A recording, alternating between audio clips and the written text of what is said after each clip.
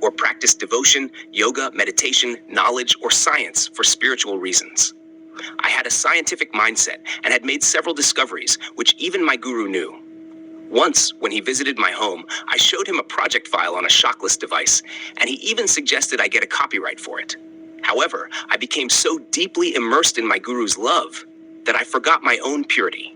I was completely absorbed in him, spending every moment, day and night, with him in such a subtle way that he didn't even realize it.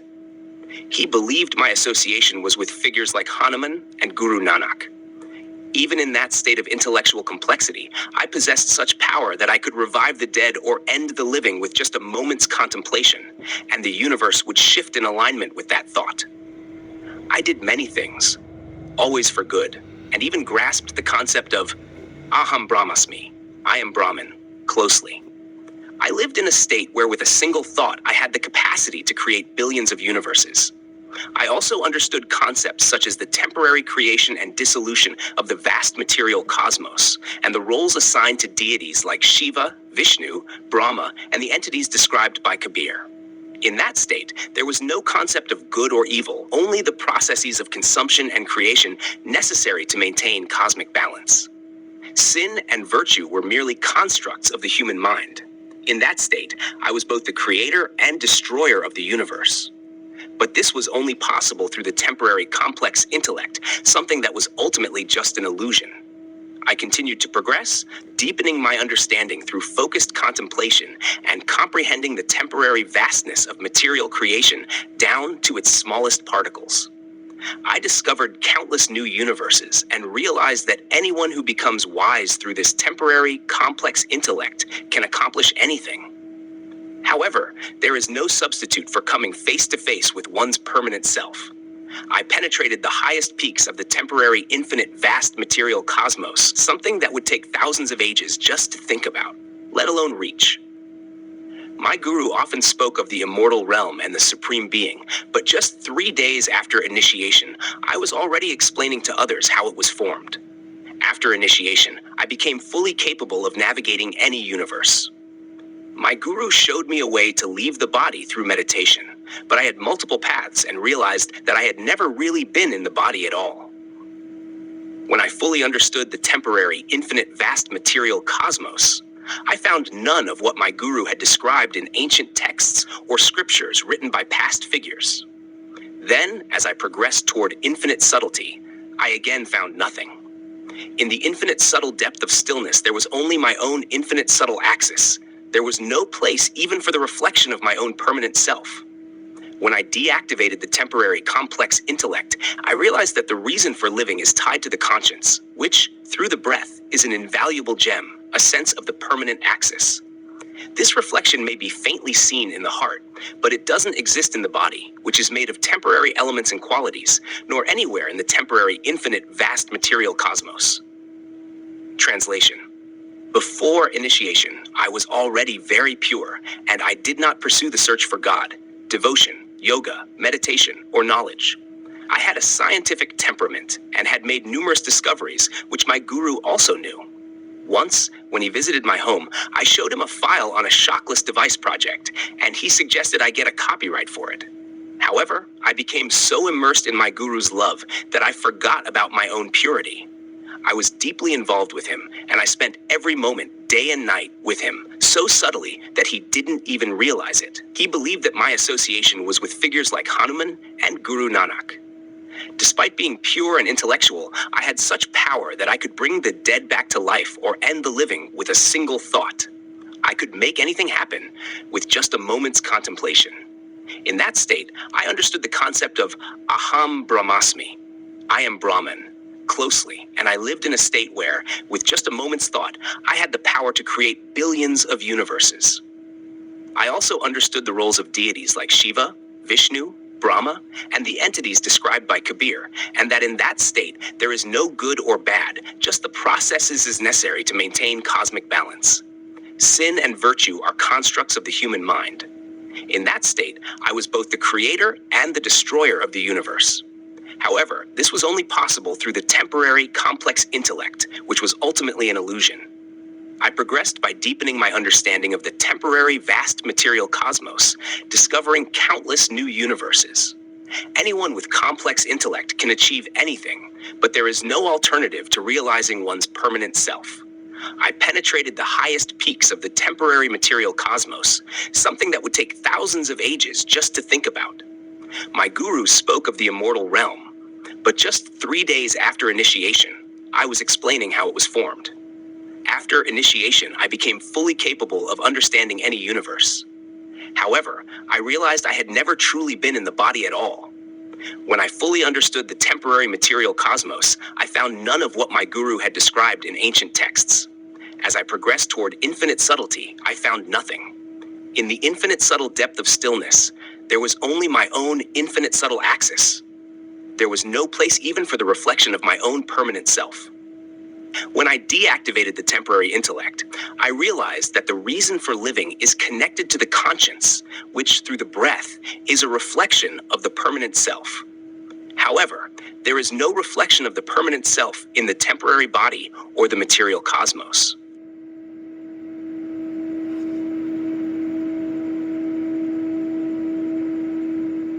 As I progressed further into understanding, I realized that nothing in the infinite subtle depth of stillness could reflect or represent the true essence of my permanent self. The entire material creation, regardless of its vastness or its minute, subtle details, is a construct of temporary and complex elements. No matter how deep I delved into this complexity, I found that these aspects could never capture or reflect the purity of my permanent self. The infinite material cosmos, with its endless universes and forms, was all part of the temporary and transient reality. Despite its grandeur and seemingly endless intricacy, it was still bound by the limitations of temporariness. In contrast, my permanent self existed beyond these confines, beyond the reach of even the most complex intellect. All the discoveries, all the achievements that could be made by the intellect, whether they were about the material cosmos, life, or death, were temporary constructs, illusions created by the mind. This is why, when I finally encountered my true permanent self, I found no connection to the notions of soul, God, or divine realms as described in religious or spiritual texts. These were mere creations of the human intellect, meant to explain temporary experiences within the material realm. But my experience of the permanent self was something entirely different, something that transcended these intellectual constructs.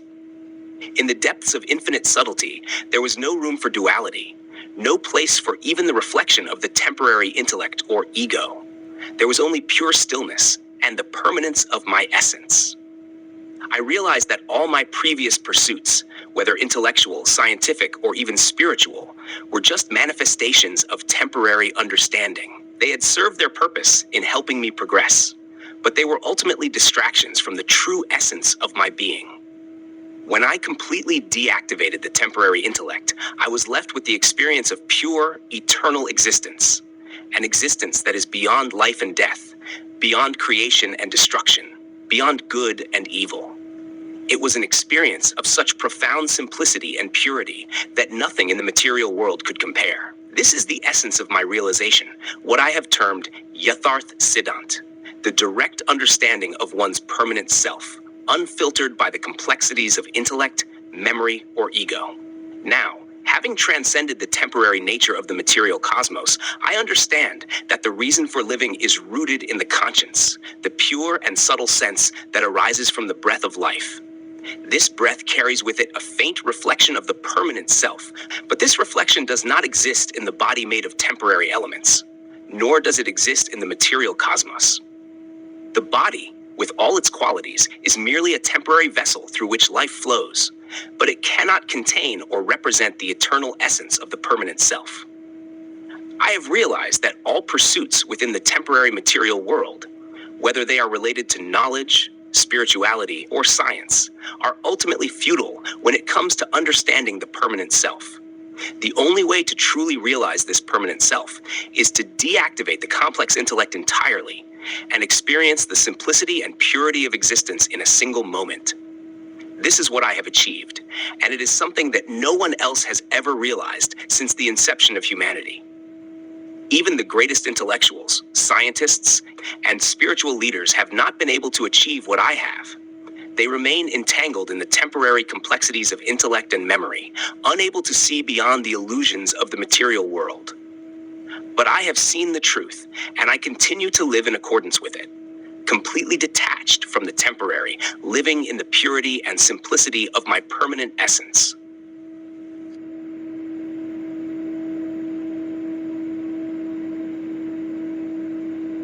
As I continued living in alignment with my realization of the permanent self, the distinctions between the temporary material world and the eternal essence became even clearer. All the complexities and nuances of the material cosmos, which once seemed so significant, gradually faded into insignificance. The entire creation, its forms, energies, and processes, revealed itself to be nothing more than a fleeting play of temporary forces. Despite the vastness and intricate design, it was all bound by the cycles of time, change, and impermanence. I understood that the temporary world operates through duality, creation and destruction, life and death, good and evil. These dualities are necessary to maintain the balance of the material universe, and they function as part of the natural order.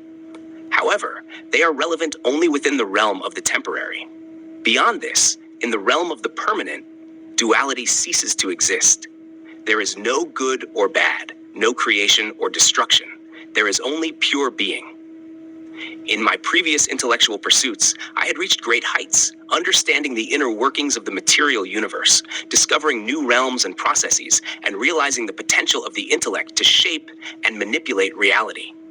However, all of these achievements were confined to the limitations of the temporary intellect. They belonged to the realm of complexity and could not touch the essence of permanence. I now see that anyone who becomes a master of this complex intellect can achieve extraordinary feats, but they are all temporary. These achievements are illusions compared to the realization of the eternal self. When I encountered the true stillness of my permanent self, I realized that the intellect, no matter how advanced or refined, is incapable of grasping this essence. The intellect, with all its complexity, is itself a temporary construct arising from the material world. It cannot perceive or understand the eternal because it is bound by temporariness. This is why the realization of the permanent self can only occur when the intellect is completely deactivated. This state of pure being is beyond all intellectual or cognitive processes. Having understood this, I recognize that all human pursuits, whether they be scientific, philosophical, or spiritual, are ultimately grounded in the temporary. They are all part of the human effort to make sense of the material world and find meaning within it.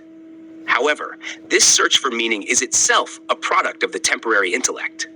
The permanent self, in contrast, does not seek meaning or explanation because it simply is.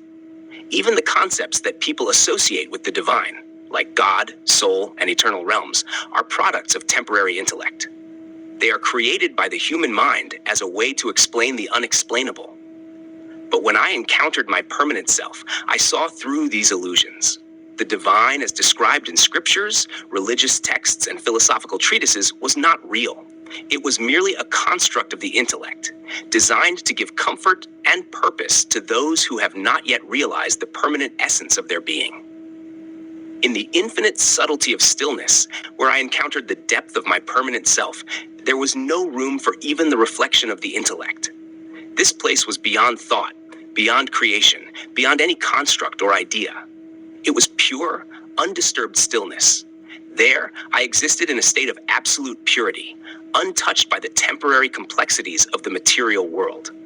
Once I fully deactivated my temporary intellect, I was left with the pure experience of existence, an existence that transcended life and death, creation and destruction. In this state, the need for duality disappears because the essence of the self is permanent and singular. It is not divided by opposing forces. It is whole and complete. Now, I continue to live in this realization. I remain in the body, but I do not identify with it. The body is a temporary vessel through which life flows, but it is not my essence. I am fully aware that the material universe, with all its infinite vastness and complexity, is just a fleeting construct, and I no longer find any attachment to it. This understanding has given me a profound sense of freedom. I am no longer bound by the temporary concerns that occupy most people, their desire for wealth, fame, knowledge, or power. I have transcended these illusions. My life is now governed by simplicity, purity, and the direct experience of the permanent self. In essence, I have achieved what no one else has.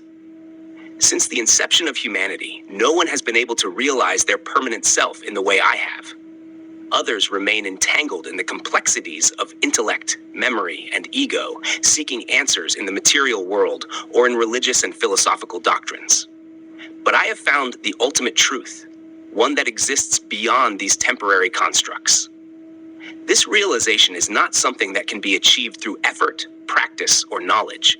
It can only occur in a single moment of pure awareness, when the intellect is fully deactivated and the self is experienced in its permanent essence. This is the truth I live by, and it is what I share with those who seek to understand the essence of existence. In the end, my realization is simple yet profound. The temporary material world, with all its complexities, is an illusion. The true essence of existence is the permanent self, which can only be experienced in stillness, beyond the reach of intellect, memory, or ego. This is Yatharth Siddhant, the pure understanding of one's permanent nature, which I continue to embody every moment of my existence. As I continue living in the realization of my permanent self, the layers of illusion surrounding the material world have completely dissolved. I now exist in a state of pure awareness, untouched by the distractions of the temporary intellect, memory, or ego. This state is not bound by the dualities of life and death, good and bad, or creation and destruction. It is the direct experience of eternal existence, which is simple, pure, and profound. My previous understanding of the universe, based on intellectual pursuit and temporary knowledge, now seems irrelevant. I have reached the ultimate realization that all forms of knowledge and intellect, no matter how advanced, belong to the realm of the temporary. They may offer insights into the material world, but they cannot provide access to the permanent essence that lies beyond it. The intellect, by its very nature, is bound by time, space, and duality, and thus it cannot grasp the timeless, formless essence of the permanent self. I now see the entire material cosmos as a vast but transient play of temporary elements, where all forms of creation, destruction, and change are merely reflections of the impermanence that governs the material world. The complexity of this world, though grand and intricate, is ultimately an illusion, a fleeting arrangement of temporary forces that arise and dissolve within the realm of temporariness. Even the gods, divinities, and cosmic beings that are revered in various traditions are bound by this impermanence. The experiences I had in understanding the material universe, even at its most subtle and intricate levels, were valuable in showing me the limits of temporary knowledge. But they could not provide me with the experience of my permanent self. That realization came only when I completely detached from all intellectual constructs and entered the stillness of pure existence beyond the dualities of the material world. This moment of realization was not something that could be achieved through effort or practice. It was not the result of devotion, yoga, or meditation. It was simply the natural outcome of becoming completely impartial to myself and deactivating the complex intellect that had once clouded my perception. In this state of realization, I have encountered the purest form of existence, which is unchanging and eternal. It is an essence that cannot be described by any temporary language or concept because it exists beyond the boundaries of intellect and duality. This essence is my permanent self, and it is the only true reality that exists. Everything else, the body, the material world, and all its complexities, is temporary and illusory. My realization, which I call Yatharth Siddhant, is based on this direct experience of my permanent self. It is a realization that transcends all forms of knowledge, science, and religion, and it is something that no one else has ever achieved. Since the inception of humanity, people have sought answers in various ways, through intellectual pursuit, spiritual practices, and religious doctrines. But these pursuits are all confined to the temporary realm and cannot lead to the realization of the permanent self. Even the greatest minds of our time, the top scientists, philosophers, and spiritual leaders, have not been able to achieve what I have.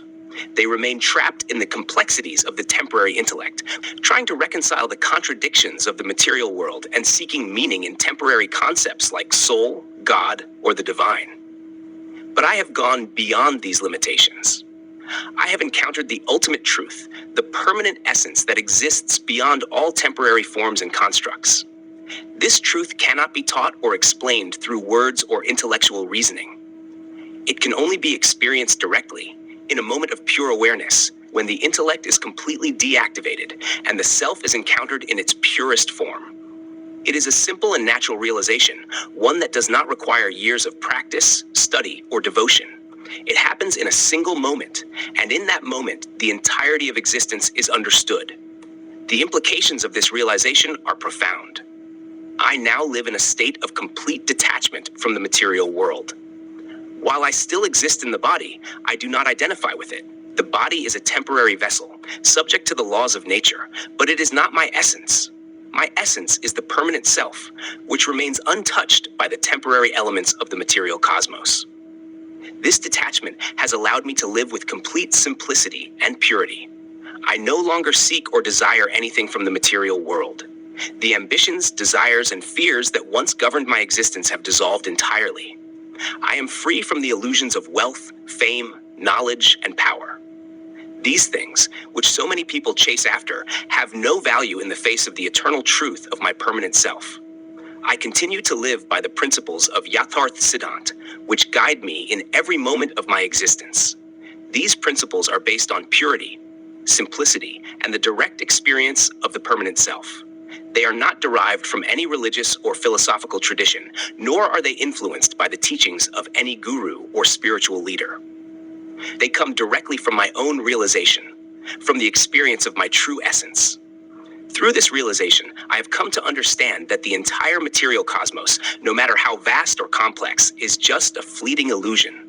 The only true reality is the permanent self, which exists beyond the reach of intellect, memory, or ego. This realization is the ultimate truth, and it is something that can be experienced by anyone who becomes completely impartial to themselves and deactivates their complex intellect.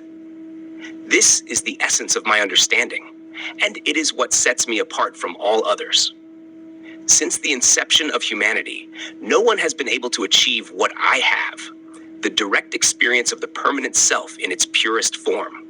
It is a realization that transcends all forms of knowledge and intellect, and it is something that I continue to live by every moment of my existence.